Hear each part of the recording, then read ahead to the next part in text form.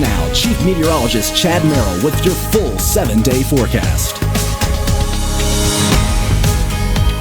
All right, folks, welcome back to News Watch. Today we reached 64 degrees at the Beckley Airport, the average 57, so well above that mark. Hey, the record 80 back in 1910. Same for you in Bluefield. You hit 62, the average 55 degrees. Now, how are we doing compared to the analog years that I chose to represent March? Well, the black line is the trend that we've seen so far this month, and you can see we're pretty much following that to a T. I mentioned we'd have a chilly spell right around the spring equinox. We had snow the night before, and now look at this. It shows a spike towards the end of the month, and indeed, we saw that today. We will continue to see a milder pattern. Rain to the east of us, basically moving from southwest to northeast, but this front is stalled just to our east. It's not going to come back to the west, so we just have the cloud cover to deal with until about 8, 9 o'clock in the morning.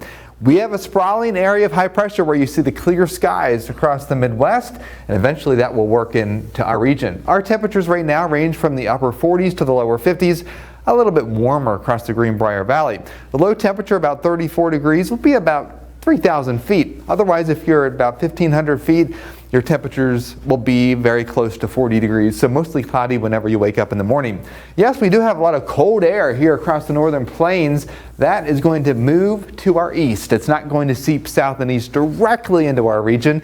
And the water vapor imagery shows we have a nice plume of moisture along 95 where that rain is, but we have drier air represented by the dark color across the Ohio Valley, so we will have full sunshine after about 9 or 10 o'clock in the morning.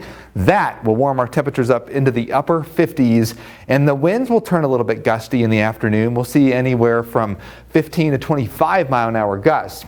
Now let's fast forward to Friday. We have the elevated brush fire risk tomorrow because we warm up, humidity will be low, and the soil is starting to dry out a bit.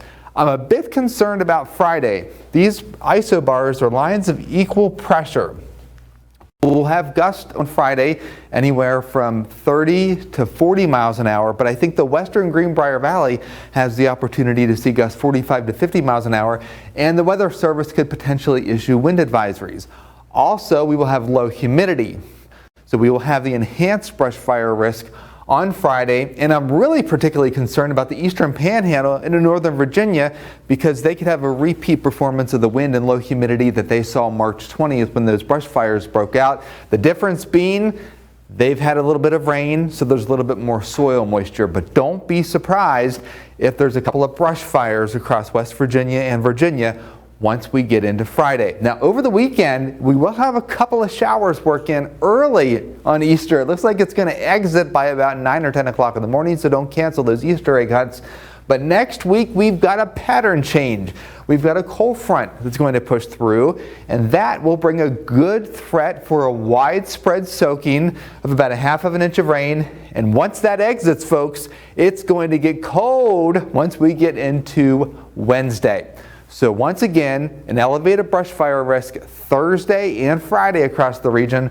So no fireworks, no burning, and no campfires. Now, how did the temperatures play out? We mentioned mid-50s tomorrow, same on Friday, 66 degrees on Saturday, 65 degrees on Easter Sunday, a couple of showers and thunderstorms. So finally we get rid of that brush fire risk Monday and Tuesday, but it turns bone chilling once we get into Wednesday. That's your latest 7-day forecast. We are back with more news and sports after the break.